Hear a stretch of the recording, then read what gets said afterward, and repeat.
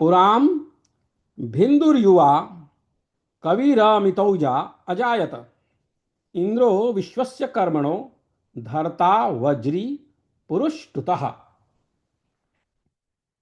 इस मंत्र में भी श्लेष अलंकार है। जैसे ईश्वर का रचा और धारण किया हुआ यह सूर्य लोक अपने वज्र रूपी किरणों से सब मूर्तिमान पदार्थों को अलग अलग करने तथा बहुत से गुणों का हेतु कारण और अपने आकर्षण रूप गुण से पृथ्वी आदि लोगों का धारण करने वाला है, वैसे ही सेनापति को उचित है कि शत्रुओं के बल का छेदन, साम दाम और दंड से शत्रुओं को भिन्न भिन्न करके बहुत उत्तम गुणों को ग्रहण करता हुआ भूमि में अपने राज्य का पालन करे।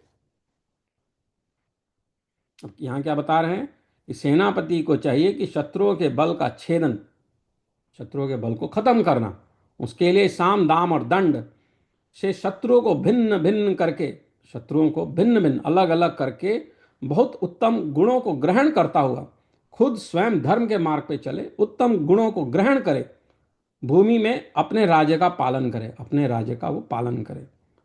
तो युद्ध करे, कर्म करे, पर धर्म युक्त हो, साम दाम और दंड से शत्रुओं को भिन्न भिन्न करे, अलग अलग करे और प्रजा का पालन करे।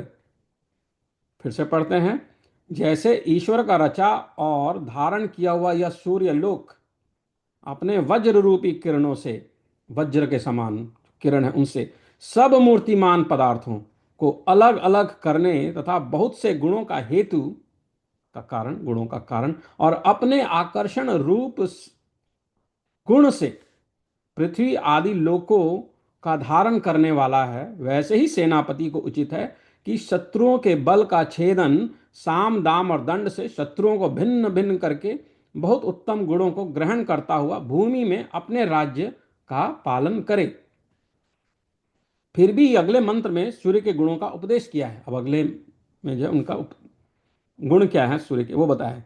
त्वम वलस्य गोमतोपावर रिद्रवो बिलम, त्वं बलस्य गोमतोपावरद्रिवो बिलं त्वाम देवा अभि अभिभ्युस्तुज्यमानास आविशु, त्वाम देवा अभिभ्युस्तुज्यमानस आविशु, अभिभ्युस्तुज्यमानस आविशु।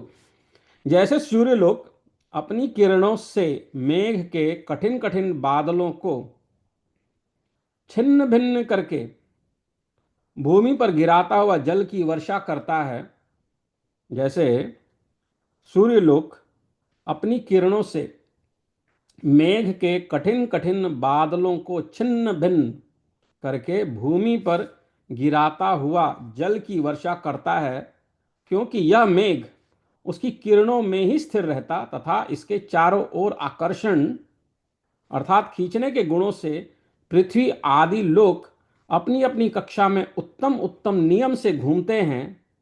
इसी से समय के विभाग जो उत्तरायण, दक्षिणायन तथा ऋतु, मास, पक्ष, दिन, घड़ी पर आदि हो जाते हैं, वैसे ही गुण वाला सेनापति होना उचित है।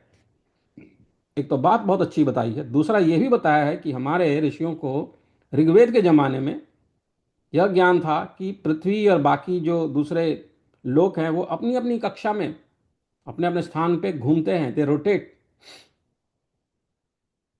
आकर्षण की बात हो रही है, गुरुत्वाकर्षण। तो उस बात को बताते हुए जो है उस जमाने के हमारे ऋषि मुनि ये बात बता रहे हैं, सूर्य के गुणों का उपदेश कर रहे हैं कि जैसे सूर्य लोक अपनी किरणों से मेघ के कठिन कठिन बादलों को छिन्न भिन्न करके भूमि पर गिराता हुआ जल की वर्षा करता है, क्योंकि यह मेघ उसकी किरणों में ही स्थिर रहता तथा इसके चारों ओर आकर्षण अर्थात खींचने के गुणों से पृथ्वी आदि लोक अपनी अपनी कक्षा में उत्तम उत्तम नियम से घूमते हैं। इसी से समय के विभाग, इसी से समय के विभाग जो उत्तरायण, दक्षिणायन तथा ऋतु, मास, पक्ष, दिन, घड़ी पर आदि हो जाते हैं, वैसे ही गुण वाला सेनापति होना उचित है। तो वो अपना ये भी ज्ञान यहाँ पे दर्शाते हैं कि पृथ्वी और बाकी अन्य ग्रहों के अपनी अपनी कक्षा में उत्तम उत्तम नियमों से घूमने के कारण समय का भी विभाग होता है। किस प्रकार होता है? उत्तरायण, दक्षिणायन, और फिर ऋतुओं के बारे में बताते हैं कि ऋतु, मास, पक्ष, दिन, घड़ी, यह सब भी इसी ज्ञान पर आश्रित है। तो उस चीज़ को समझाते हुए बताते हैं कि गुण वाला सेनापति होना उचित है।